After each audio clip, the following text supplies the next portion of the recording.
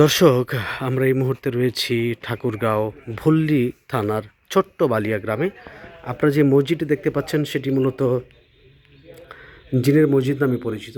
দেখেন, শত বছর পূর্বে জিনেরা নাকি এই এলাকা দিয়ে যাওয়ার পথে এই জায়গাটি তাদের পছন্দ হয়, বিধায় তারা এই মসজিদটি নির্মাণ করেন।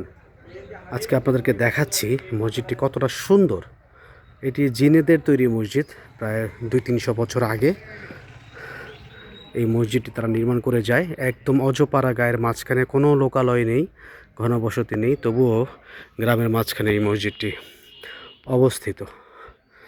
পথশিশু ফাউন্ডেশন অফিসিয়াল পেজে আপনাদেরকে দেখাচ্ছি, আমরা এসেছিলাম।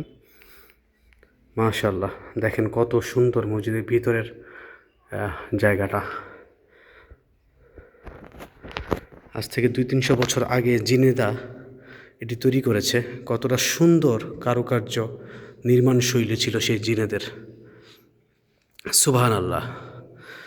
আমরা শুনেছি যে জিনেরা যখন উপর দিয়ে যাচ্ছিল তখন এই জায়গাটি, এই গ্রামটি, ছোট্ট বালিয়া গ্রামটি তাদের খুবই পছন্দ হয়, বিধায় তারা এইখানে একটি মসজিদ নির্মাণ করেন। এই সেই বালিয়া জিনের মসজিদ। দেখেন কতটা সুন্দর কারুকাজ। মাশাআল্লাহ, সুবহানাল্লাহ। এত সুন্দর কারুকাজে তৈরি শত বছর পূর্বের মসজিদ।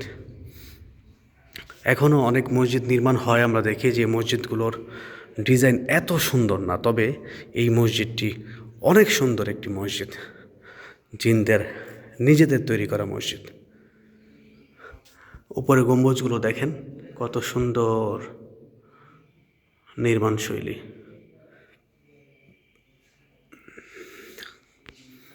একেবারে অজপাড়া গ্রাম, মানে আশেপাশে কোনো ঘনবসতি লোকালয় কিছুই নাই, শুধু মসজিদটাই আছে।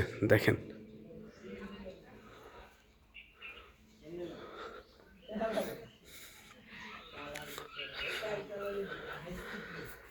এই যে দেখেন কত সুন্দর ডিজাইন করা। একদম মানে জিনেরা যে রুচিশীল ছিল অথবা রুচিশীল, সেটি জিনের মসজিদের নির্মাণ কাজ দেখলেই বোঝা যায়। কত সুন্দর করে এক রাতে তারা, কথিত আছে যে যারা যখন নির্মাণ কাজ শুরু করতে করতে যখন সকাল হয়ে যায়, তখন তারা আসলে দিনের আলোতে এই কাজটি বন্ধ করে দেন। এখন যে অবস্থায় রয়েছে সেটি মূলত জিনদের তৈরি। সকাল হয়ে যাওয়ার কারণে তারা পরবর্তীতে আর এটির কাজ কন্টিনিউ করেনি, এভাবেই রেখে তারা চলে যায়। দেখেন সুবহানাল্লাহ, কত সুন্দর।